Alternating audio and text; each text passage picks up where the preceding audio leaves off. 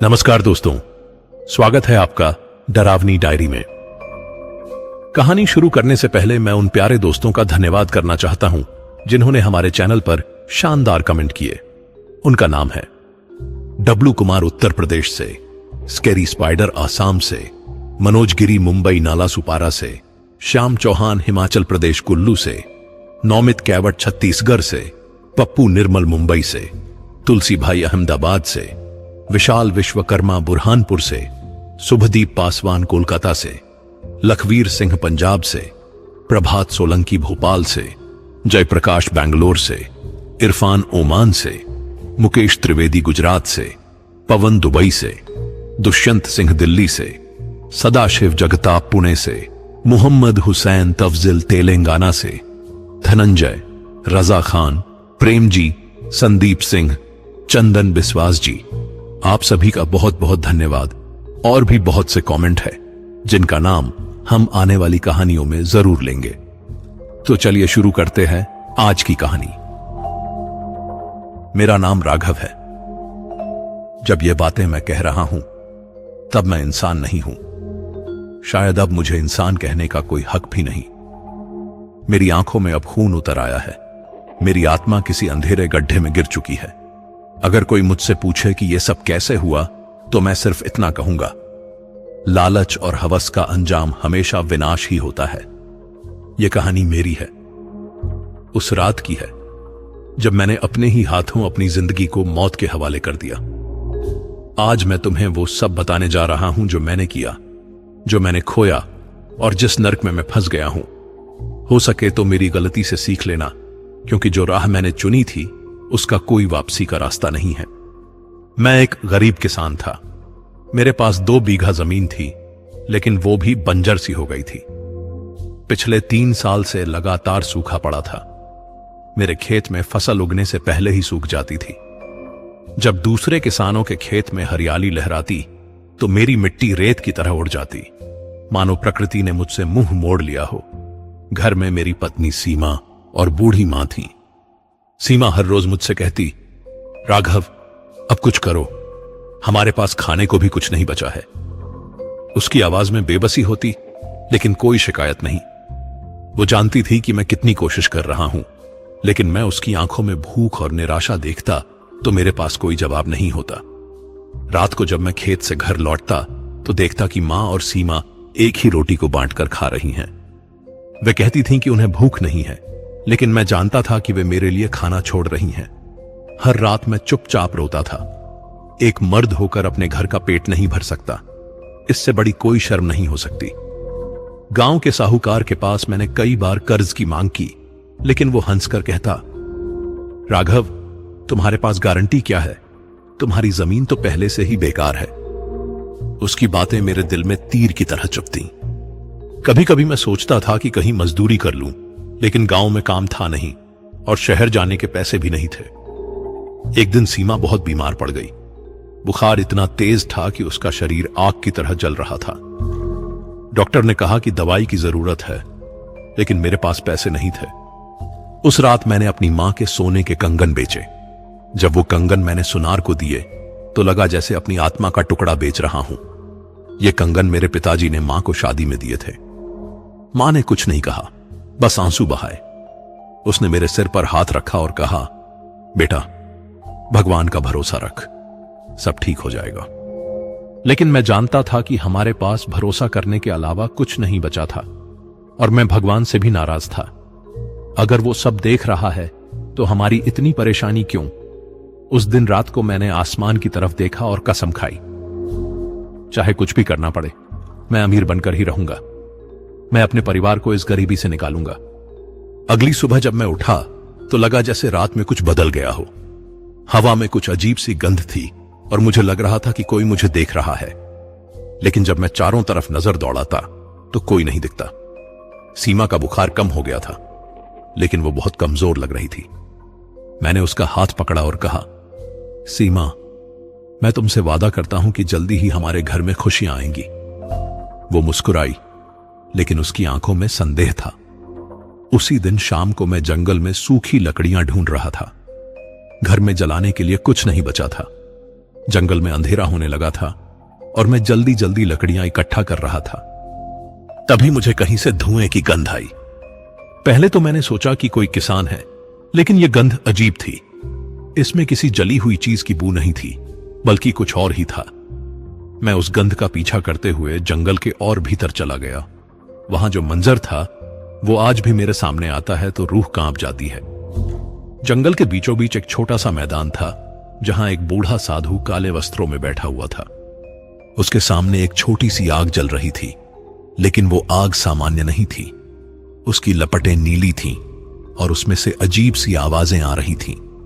साधु की आंखें लाल थीं और उसके चारों तरफ राख बिखरी हुई थी।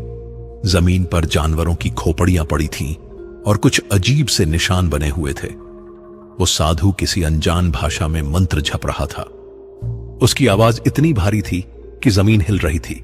मैं डर गया और भागने को मुड़ा। तभी बिना मुड़े, बिना देखे उसकी भारी आवाज गूंजी, रुक जा राघव। मेरे पैर जमीन में जम गए। उसे मेरा नाम कैसे पता था? मैं उससे पहले कभी नहीं मिला था। मैं कांपते हुए उसकी तरफ मुड़ा। वो अब भी आंखें बंद किए मंत्र झप रहा था, लेकिन उसके होंठों पर एक डरावनी मुस्कान थी। पास आ, उसने कहा। मैं नहीं जाना चाहता था, लेकिन मेरे पैर खुद ब खुद आगे बढ़ रहे थे, जैसे कोई अदृश्य शक्ति मुझे खींच रही हो। जब मैं उसके पास पहुंचा तो उसने अपनी आंखें खोली। वो आंखें इंसान की नहीं थी। वो इतनी लाल थीं कि लगता था जैसे उनमें खून भरा हो। उसकी आंखों में जो गहराई थी, उसमें मैं अपनी आत्मा को डूबता हुआ महसूस कर रहा था। उसने मेरी आंखों में झांका और बोला, तुम अमीर बनना चाहते हो ना राघव? तुम्हें धन चाहिए, सोना चाहिए, सब कुछ चाहिए जो तुम्हारे पास नहीं है। उसकी आवाज में एक जादू था। वो जानता था कि मेरे दिल में क्या है। मैं कुछ बोल नहीं पा रहा था, बस हां में सिर हिलाया। वह जोर से हंसा। उसकी हंसी जंगल में गूंजी तो लगा जैसे हजारों चीखें एक साथ निकली हों। तो आज रात मेरी साधना में मदद करो, उसने कहा। अगर सफल हुए तो तुम्हारे पास इतना सोना होगा कि 7 पीढ़ियां खाएगी। तुम्हारी पत्नी रानी बनकर रहेगी और तुम राजा की तरह। मेरे दिमाग में बस एक ही बात घूम रही थी, सोना। मैंने सीमा की बीमार सूरत देखी, मां की उदास आंखें देखी और अपनी गरीबी का एहसास हुआ। मैं लालच में अंधा होकर बोला, मैं तैयार हूं, बताइए क्या करना है। साधु ने अपनी काली थैली से एक लाल कपड़ा निकाला। इसे पहन ले, उसने कहा। जैसे ही मैंने वो कपड़ा छुआ, मेरे पूरे शरीर में एक ठंडक दौड़ गई। वो कपड़ा बर्फ की तरह ठंडा था, लेकिन साथ ही उसमें एक अजीब सी गर्माहट भी थी। मैंने उसे पहन लिया। अब मेरे साथ चल, साधु ने कहा। वो उठा और जंगल की और गहराई की तरफ चलने लगा। उसके चलने का तरीका भी अजीब था। वो जमीन पर पैर नहीं रख रहा था, बल्कि हवा में तैर रहा था। मैं उसके पीछे चलने लगा। रास्ते में मुझे लगा कि पेड़ों से कोई मुझे देख रहा है, लेकिन जब मैं देखता तो सिर्फ अंधेरा होता। डरो मत, साधु ने कहा। आज के बाद तुम कभी डरोगे ही नहीं। आज के बाद दूसरे तुमसे डरेंगे। उसकी बात सुनकर मुझे अजीब सा लगा। मैं सिर्फ अमीर बनना चाहता था, डरावना नहीं। लेकिन अब वापस जाने का रास्ता नहीं था। मेरे पैर अपने आप उसके पीछे चल रहे थे।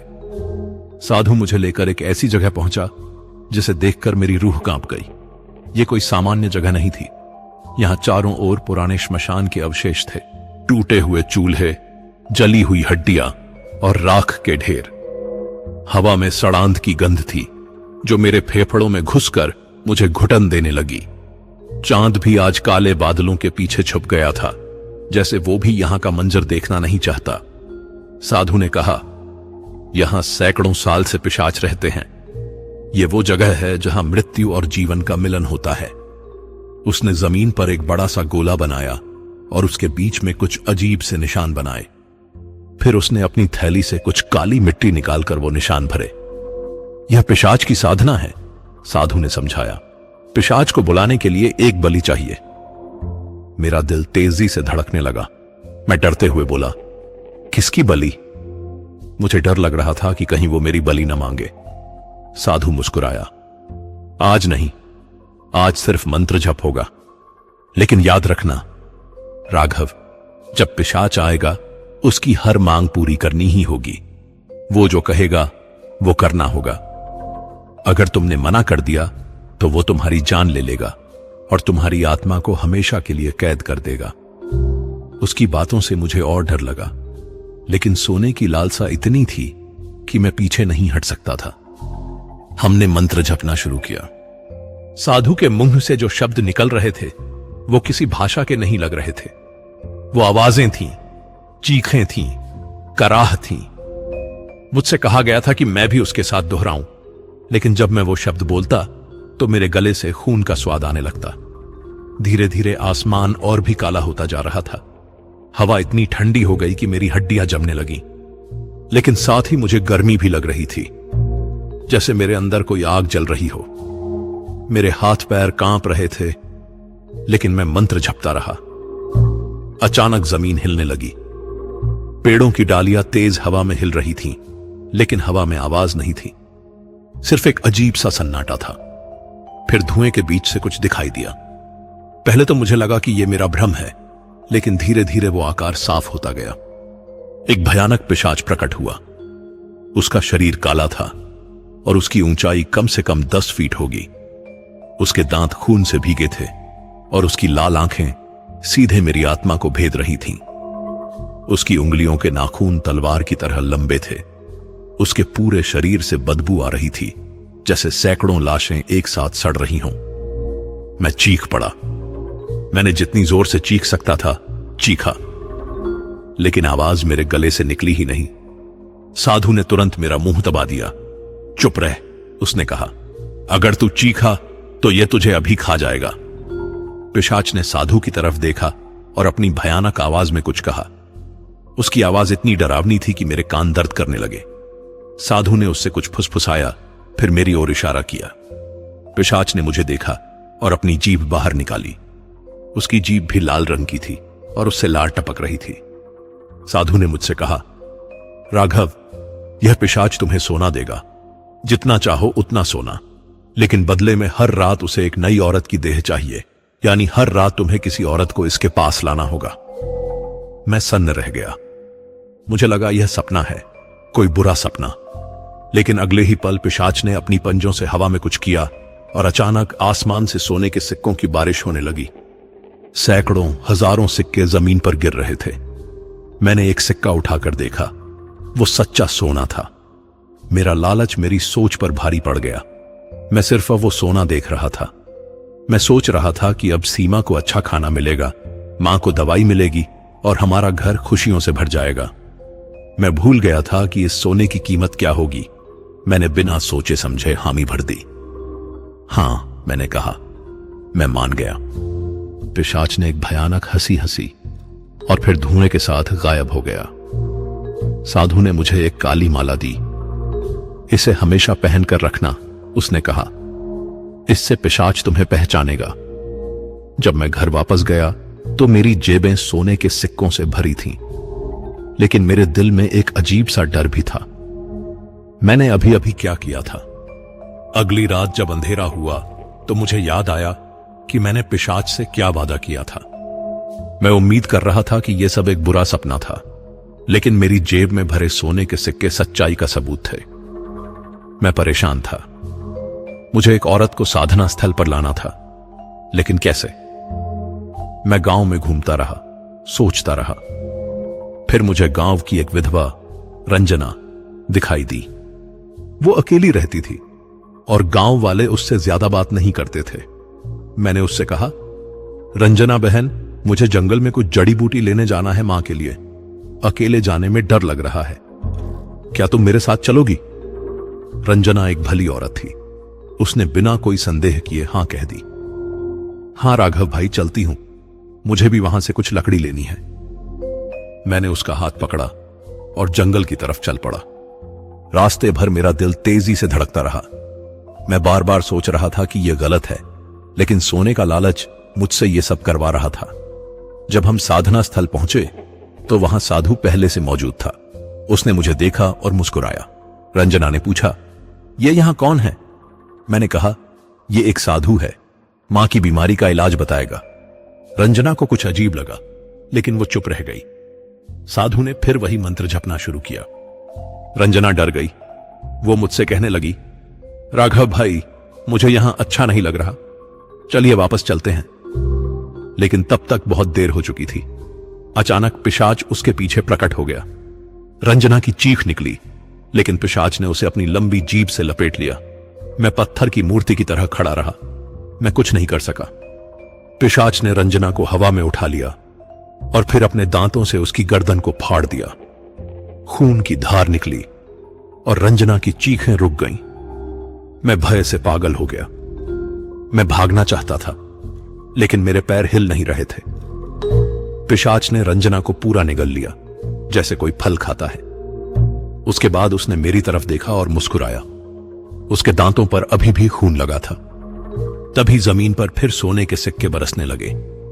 मेरे हाथ अपने आप उन सिक्कों को उठाने लगे। मैं खुद को रोक नहीं पा रहा था। रंजना की मौत का सदमा अभी भी मेरे दिमाग में गूंज रहा था, लेकिन सोने की चमक के सामने सब कुछ धुंधला पड़ गया। मेरा डर कम और लालच बढ़ता गया। मैं सोचने लगा कि एक इंसान की जान के बदले इतना सोना मिल रहा है, तो क्यों ना मैं और भी लाऊं। मेरी आत्मा में जो इंसानियत बची थी, वो उस रात मर गई।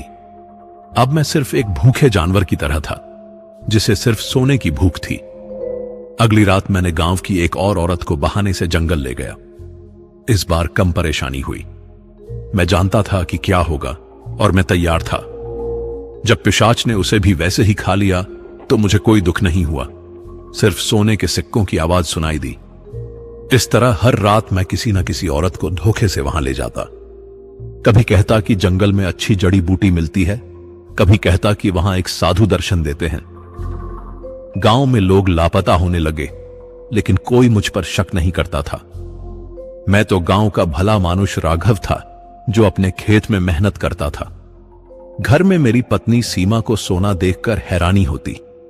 वो बार बार पूछती, राघव, ये सब कहां से लाते हो? इतना सोना कहां से मिल रहा है? मैं हर सवाल को टाल देता। मैं हंसकर कहता, अरे खेती बाड़ी अच्छी हो गई है, शहर में मैं कुछ काम भी करने लगा हूं, तुम चिंता मत करो। सीमा को संदेह था, लेकिन वो खुश भी थी। अब घर में अच्छा खाना था, मां को दवाई मिल रही थी और हमारे पास पैसे थे। लेकिन कभी कभी वो मुझे अजीब नजरों से देखती। राघव, वो कहती, तुम बदल गए हो, पहले जैसे नहीं रहे। और वो सच कह रही थी। मैं बदल गया था। मैं अब वो राघव नहीं था जो अपनी पत्नी से प्यार करता था। मैं एक राक्षस बन गया था। रातों को जब मैं घर लौटता तो मेरे कपड़ों में अजीब सी गंध होती।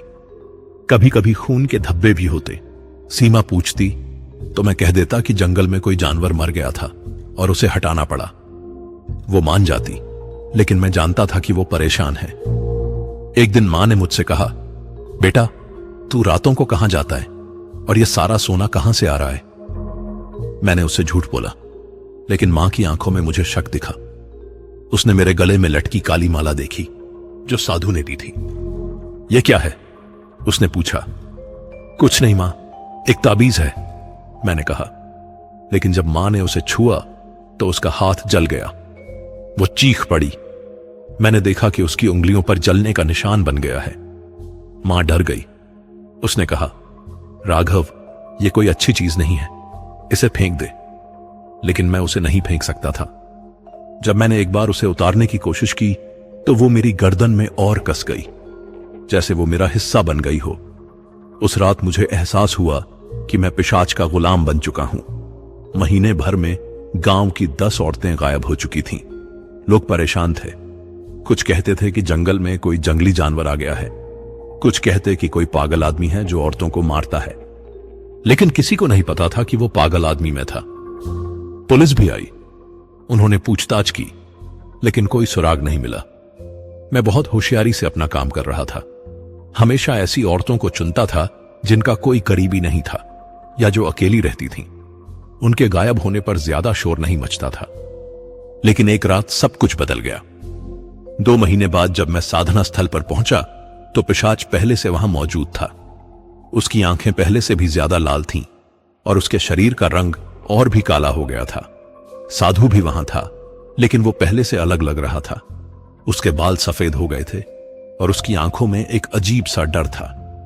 पिशाच ने मुझे देखा और अपनी भयानक आवाज में कहा, आज रात तुम कोई औरत नहीं लाए राघव? क्यों? मैंने डरते हुए कहा, आज गांव में कोई नहीं मिली, सभी डर गए हैं। कुछ दिन रुक जाइए, फिर कोई ना कोई मिल जाएगी। पिशाच की आंखें और भी लाल हो गईं। वो गुस्से में आग उगलने लगा। तुमने मुझसे वादा किया था कि हर रात एक औरत लाओगे। अगर आज नहीं लाए तो मैं खुद जाऊंगा। मैंने घबराते हुए कहा, कहां जाएंगे? तुम्हारे घर। पिशाच ने कहा, तुम्हारी प्रिय पत्नी को लेने। मेरे होश उड़ गए। मैं चीखा, नहीं, सीमा को मत छूना। मैं कल 2 औरतें लाऊंगा, लेकिन सीमा को कुछ मत करना। लेकिन पिशाच हंसने लगा। उसकी हंसी से पूरा जंगल हिल रहा था। तुमने मुझे धोखा दिया है राघव, पिशाच ने कहा। अब मुझे भूख लगी है, और जब मुझे भूख लगती है तो मैं सबसे अच्छा शिकार चुनता हूं। उसने अपनी नाक से सूंघा। तुम्हारी पत्नी की गंध बहुत मीठी है। वो युवा है, खूबसूरत है। मुझे उसका स्वाद लेना है। मैंने उस पर हमला करने की कोशिश की, लेकिन वो हवा की तरह गायब हो गया। साधु ने कहा, अब कुछ नहीं हो सकता राघव, तुमने नियम तोड़ा है। अब पिशाच तुम्हारी सबसे प्रिय चीज को लेगा। मैं पागलों की तरह घर की तरफ भागा। रास्ते भर मुझे लग रहा था कि कोई मेरे पीछे आ रहा है, लेकिन जब मैं मुड़कर देखता तो कुछ नहीं दिखता। हवा में एक अजीब सी गंध थी, जैसे कोई मरी हुई चीज हो। जब मैं घर पहुंचा तो दरवाजा खुला था। अंदर अंधेरा था और बहुत सन्नाटा। मैंने सीमा को आवाज लगाई, सीमा, सीमा कहां हो? कोई जवाब नहीं आया। मैं अंदर गया तो देखा कि फर्श पर खून के धब्बे हैं। मेरा दिल जोर जोर से धड़कने लगा। मैंने हर कमरे में देखा, लेकिन सीमा कहीं नहीं थी। सिर्फ उसकी टूटी चूड़ियां और फटी साड़ी पड़ी थी। दीवार पर खून से लिखा था, अब तू मेरा गुलाम है। मां भी कहीं नहीं दिखी। पूरा घर खाली था। मैं चीखता रहा, रोता रहा, लेकिन कोई नहीं आया। मेरे पड़ोसी भी गायब थे। लगता था जैसे पूरा गांव ही खत्म हो गया हो।